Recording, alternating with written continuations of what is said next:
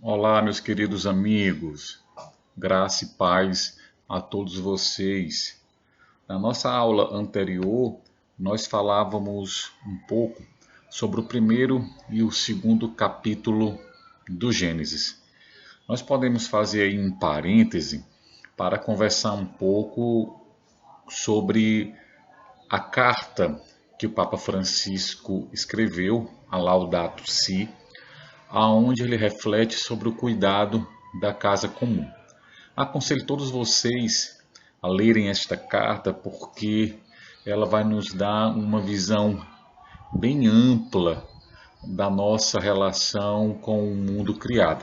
Gênesis capítulo 1 e 2, como nós vimos, fala da criação. E o princípio básico desses dois capítulos é a afirmação de que Deus é criador. Portanto, o Papa Francisco ele nos presenteou com uma ampla reflexão sobre a criação, sobre os impactos hoje sobre a criação, os problemas climáticos, com relação à água, enfim. Você encontra ali uma possibilidade de investigação, tanto dos aspectos científicos, do trato, né, com o mundo criado, como dos aspectos teológicos e espirituais também do mundo, da nossa relação com o mundo criado. E eu queria aproveitar, né, esse momento, então, para conversar um pouco com vocês sobre uma das partes, né, que é o capítulo 6, que fala educação e espiritualidade ecológicas. Bom, o Papa, logo no começo, ele tem uma grande preocupação com a forma como nós estamos lidando com o mundo criado. Ele fala até de conversão ecológica, que em síntese podemos dizer que conversão ecológica é uma mudança do nosso estilo de vida, um estilo menos exploratório e mais marcado pelo cuidado e pela preservação. Ele faz uma leitura de Gênesis capítulo 1 e 2 e ele compreende que nós somos administradores das coisas criadas, portanto nós devemos cuidar, preservar e não explorar e não usar a criação apenas com a finalidade de lucrar, sem levar em conta os desmantelos que nós podemos causar não só na criação, mas em todos nós que dependemos da criação, dependemos da água, dependemos da energia, dependemos do solo, nós que dependemos da criação, nós que vivemos por causa daquilo que o próprio Deus dispôs para nós, gratuitamente, generosamente, nós sofremos pelos desmantelos que às vezes existem por todo lado por causa da forma como temos lidado com o mundo criado. Então, ele reflete sobre isso e ele vai propondo alguns caminhos, né, para que o nosso estilo de vida mude. E nesse capítulo 6, né, ele começa dizendo assim: muitas coisas devem reajustar o próprio rumo, mas antes de tudo é a humanidade que precisa de mudança. Falta a consciência de uma origem comum, de uma recíproca pertença e de um futuro partilhado por todos. Esta consciência basilar permitiria o desenvolvimento de novas convicções, atitudes e estilos de vida. Surge assim um grande desafio cultural, espiritual e educativo que implicará longos e processos tempos de regeneração. Ora, essa introdução, né, a esse capítulo já aponta aquilo que o Santo Padre ele quer, aquilo que já disse inicialmente, que haja um novo estilo de vida, que a gente possa reajustar o nosso próprio rumo, criando aí uma nova consciência no trato com as coisas criadas. E aí ele começa dizendo que nós devemos reavaliar, isso é um primeiro ponto de reflexão deste capítulo, nós devemos reavaliar o nosso comportamento consumista. Isso é importante. Desde a Revolução Industrial, a forma como nós consumimos mudou drasticamente. Muitos produtos passaram a ser criados e estar disponíveis a nós em larga escala. Se eu quero, por exemplo, comprar 1 quilo de arroz, então eu tenho várias marcas de arroz disponíveis na prateleira do supermercado e eu posso, né, escolher. E a mesma coisa acontece com o feijão, acontece com uma camisa, acontece com um aparelho celular. A produção é em larga escala. Então isso alterou completamente a forma como nós consumimos. Ao mesmo tempo que se criou, né, uma demanda muito grande, né, de produtos, nós passamos a ser enxergados como potenciais consumidores. E o que é que isso significa? Né? Significa que nós podemos consumir o que quisermos. Criou-se como é que eu posso dizer? Criou-se uma ideologia consumidora que está premente, né, em todas as propagandas que são vinculadas a qualquer hora, através dos meios de comunicação. Existe, né, uma minoria que detém o poder econômico e financeiro, esses produzem cada vez mais, e nós, como consumidores em potenciais, somos o grande objeto da atenção, né, desta grande minoria que detém o poder econômico e financeiro. Criou-se, portanto, né, um novo paradigma onde vale quem consome. Uma vez eu vi um professor, ele fazendo uma releitura, né, de um pensamento antigo, aquele que dizia penso logo existo. Aí ele fazia uma releitura para os novos tempos dizendo consumo logo existo. Hoje consumir cria no ser humano um status. Cria um status. Há certos produtos que consumimos que nos dá status. Portanto, o consumo ele cria de alguma forma uma falsa consciência de liberdade. Por que é que eu digo falsa consciência de liberdade? Porque muitas vezes nós estamos mais amarrados, mais presos e escravizados do que nós imaginamos a esse paradigma, né, com o consumidor, a essa necessidade de consumir para nos autoafirmar na sociedade. Nós acabamos nos transformando em referenciais a partir daquilo que nós consumimos. Tem um poema do Carlos Drummond de Andrade, Eu, Etiqueta, onde ele reflete sobre essa posição, né, do ser humano como objeto de consumo. Nós saímos e nós levamos consigo marcas que estão grudadas no nosso corpo. E isso acabou fazendo com que nos tornemos uma referência a partir daquilo que consumimos. As novelas, os programas de televisão, elas criaram uma imagem de ser humano totalmente distorcida, que é uma imagem baseada no poder de compra. E as crianças elas vão crescendo, os adolescentes eles vão engrossando, né, o pescoço, achando que consumindo, né, é que eles se tornarão pessoas felizes. E consumindo aquilo que é apresentado pelas propagandas, pelas mídias. Então, a marca se tornou algo que ocupa o pensamento, a reflexão, não só de crianças e adolescentes, mas também de adultos. Às vezes nós chegamos em determinado lugar para comprar determinado produto e nós já selecionamos aquela marca porque consideramos que aquele é o melhor produto. E assim nós vamos vendo uma sociedade que se desenvolve marcada por essa premissa. E essa premissa ela precisa mudar. Não significa dizer que não devamos consumir, até porque é impossível. Nós somos seres consumidores. Mas nós podemos reavaliar a forma como nós consumimos.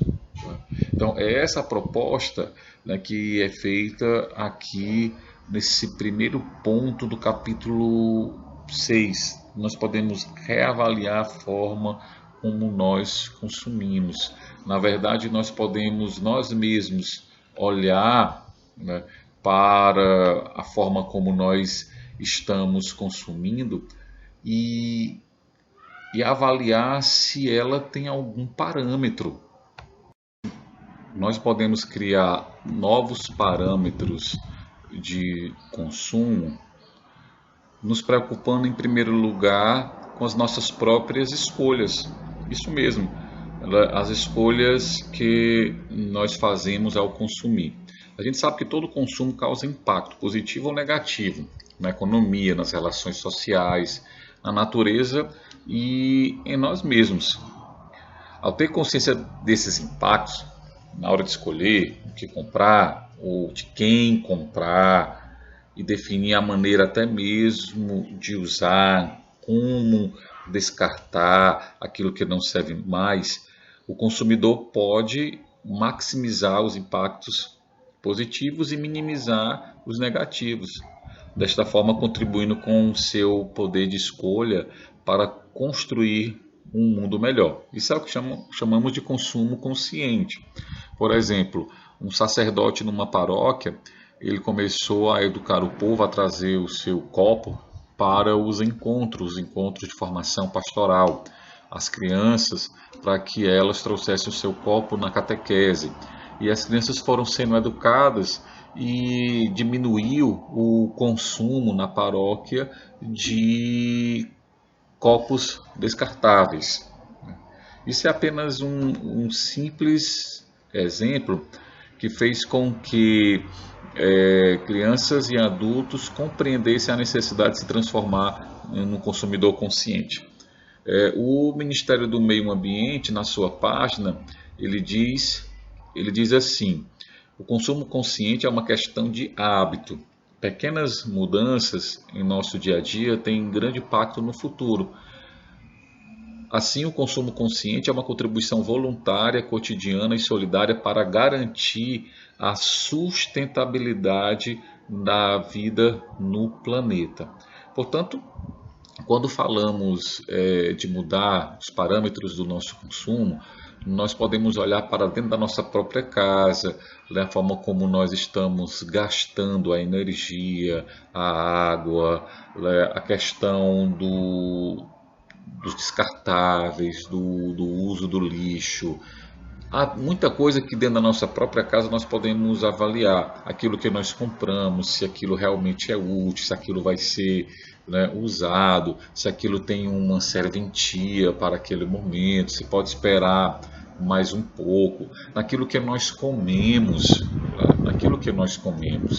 nós podemos avaliar aquilo que nós comemos e quem sabe até criar novos hábitos mais saudáveis e que tem um impacto até mesmo no nosso bolso, fazendo com que a gente possa economizar um pouco mais também.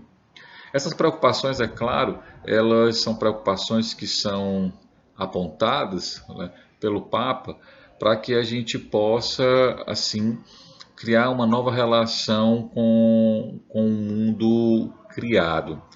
O Papa, nesse ponto que ele reflete, ele cita a Carta da Terra e ele diz assim: como nunca antes na história, o destino comum obriga-nos a procurar um novo início. Que o nosso seja um tempo que se recorde pelo despertar de uma nova reverência face à vida, pela firme resolução de alcançar a sustentabilidade e pela intensificação da luta em prol da justiça e da paz e pela jubilosa celebração da vida. Portanto, a partir da leitura desse documento, nós somos obrigados a pensar naquilo que nós consumimos e dos impactos que isso pode causar no meio ambiente, pode causar no mundo criado, os impactos que isso pode resultar na própria sociedade. Uma coisa que a gente pode mencionar para ilustrar isso é a questão da dengue. A dengue aqui no Brasil, ela tem causado muitas vítimas e uma dos grandes focos de proliferação da dengue está justamente nos descartáveis que são jogados aí, né, que são jogados em qualquer lugar, acumulam água e se tornam focos potenciais do mosquito da dengue. Veja, pessoas que às vezes se relacionam com o próprio lixo que produz, né, de uma forma destruidora. Imagine que isso é um mal que nós poderíamos combater por novos hábitos, inclusive com relação ao lixo que nós, né, descartamos ou até mesmo com aquilo que nós guardamos dentro da nossa casa. Então, a proposta do consumo, do consumo consciente, não é deixarmos de consumir, mas é nós nos orientarmos para o verdadeiro bem. Isso é o mais importante. O segundo ponto que o Papa reflete é educar para a aliança entre a humanidade e o ambiente. Ele começa dizendo assim: a consciência da gravidade da crise cultural e ecológica precisa traduzir-se em novos hábitos. Muitos estão cientes de que não basta o progresso atual e a mera acumulação de objetos ou prazeres para dar sentido e alegria ao coração humano, mas não se sentem capazes de renunciar àquilo que o mercado lhe oferece. Nos países que deveriam realizar as maiores mudanças nos hábitos de consumo, os jovens têm uma nova sensibilidade ecológica e um espírito generoso, e alguns deles lutam admiravelmente pela defesa do meio ambiente, mas cresceram num contexto de altíssimo consumo e bem-estar que torna difícil a maturação de outros hábitos. Por isso, estamos perante um desafio educativo. Então, o Papa propõe nesse segundo ponto aqui que, a começar pelas escolas, a gente possa ter uma educação ambiental. A gente possa partir, né, das informações científicas que estão ao nosso dispor, criando consciência e prevenindo os riscos ambientais, aqueles que estão sobre os nossos cuidados. E isso é importante para quebrar os mitos baseados na razão instrumental. Diz aqui o Santo Padre, continuando a refletir, como o do progresso ilimitado, o mercado sem regras. É importante quebrar esses mitos, porque todo o progresso, na verdade, todo o consumo, tudo aquilo que se oferece no mercado, ele vem da natureza, e às vezes esse progresso, aliado apenas à preocupação com o lucro, não leva em conta o bem dos povos. Então, é importante quebrar esses mitos e compreender que o progresso ele precisa também ter uma medida que associe, né, o ganho, mas a preservação do nosso mundo, da nossa casa, né, do lugar em que nós vivemos. É importante recuperar os níveis de equilíbrio ecológico. O interior, primeiro, né, consigo mesmo, o solidário, né, o equilíbrio com os outros, e o natural, com todos os seres vivos. E por último, o espiritual, com Deus. Veja, esses níveis, se eles passarem a ser cuidados por nós, eles provocarão uma revolução muito grande. Eu até vou inverter aqui e dizer o seguinte: o primeiro espiritual com Deus. Quando nos relacionamos com Deus, passamos a ter uma nova consciência de tudo que existe, dos seres vivos, do mundo criado, das pessoas, e até uma nova visão de nós mesmos. A educação ambiental ela deveria predispor-nos para dar esse salto para o mistério. E o Papa fala até mesmo de uma ética ecológica. Veja, a relação com Deus, como é que essa relação com Deus pode existir sem nos abrir para tudo o que existe, sem nos abrir para todas as coisas, inclusive para todos os demais seres vivos? Então, nós não podemos dizer que temos uma relação com Deus quando nos fechamos aos outros, quando nos fechamos ao nosso próximo, quando nos fechamos àqueles que sofrem, àqueles que padecem, quando nos fechamos ao mundo que geme, né, e chora, né, ao mundo que geme e chora por causa de tantos desmantelos que nós cometemos contra a criação. Então é importante reordenar os itinerários pedagógicos de uma ética ecológica, de modo que ajudem efetivamente a crescer na solidariedade, na responsabilidade e no cuidado assente na compaixão. O Papa insiste ainda nisso, dizendo que nós somos chamados a criar uma cidadania ecológica, a cidadania, ela remete a cidadãos, a lugar comum, a lugar onde nós vivemos, remete a leis, a direitos, a deveres. Portanto, nós devemos cobrar também das autoridades esse cuidado maior com o mundo criado, né, leis que possam ser eficazes na proteção, né, do ecossistema, na proteção de tudo aquilo que é fundamental para a nossa vida e vida plena.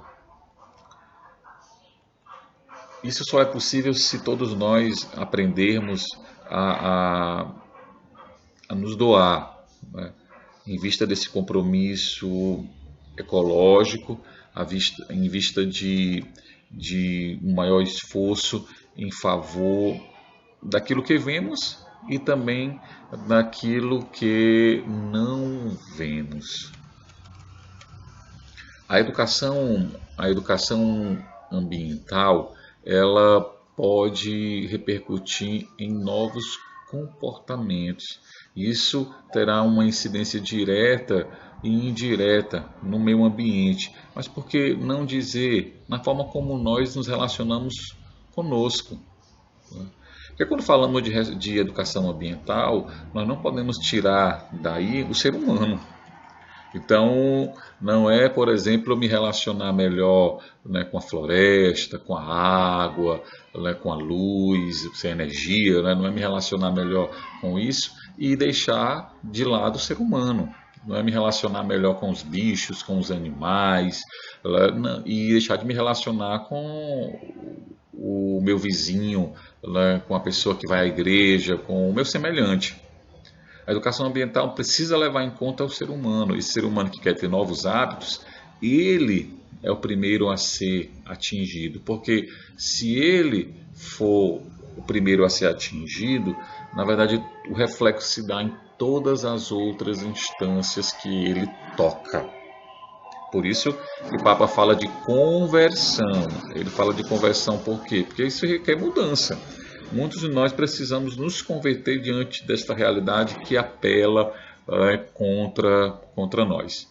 E vários são os âmbitos educativos, a escola, a família, os meios de comunicação, a catequese, enfim. Em vários lugares nós podemos criar aí essa consciência. Muitas outras reflexões são feitas nesse documento. Eu separei algumas poucas reflexões aqui. Como eu disse no início, sugiro que vocês leiam, né, esta carta do nosso Papa, Laudato Si, né, e façam a sua própria reflexão, conversem nos seus grupos, sobre esta carta, com toda certeza nós iremos nos edificar muito. Eu quero terminar com uma menção que o Papa fala a Nossa Senhora. Ele diz que Maria é a mãe que cuidou de Jesus e agora cuida com carinho e preocupação materna deste mundo ferido. Assim como chorou com o coração trespassado a morte de Jesus, assim também agora se compadece do sofrimento dos pobres crucificados e das criaturas deste mundo exterminadas pelo poder humano. Ela vive com Jesus completamente transfigurada, e todas as criaturas cantam a sua beleza. É a mulher vestida de sol, com a luz debaixo dos pés, e com uma coroa de 12 estrelas na cabeça. É levada ao céu, é mãe e rainha de toda a criação. No seu corpo glorificado, juntamente com Cristo, ressuscitado, parte da criação alcançou toda a plenitude da sua beleza. Maria não só conserva no seu coração toda a vida de Jesus, que guardava cuidadosamente, mas agora compreende também o sentido de todas as coisas. Por isso podemos pedir-lhes que nos ajude a contemplar este mundo com um olhar mais sapiente. Que Deus nos abençoe. Em nome do Pai, do Filho e do Espírito Santo. Amém. Olá, meus queridos amigos. Graça e paz a todos vocês. Na nossa aula anterior, nós falávamos um pouco sobre o primeiro e o segundo capítulo do Gênesis. Nós podemos fazer aí um parêntese para conversar um pouco sobre a carta que o Papa Francisco escreveu, a Laudato Si, aonde ele reflete sobre o cuidado da casa comum. Aconselho todos vocês a lerem esta carta, porque ela vai nos dar uma visão bem ampla da nossa relação.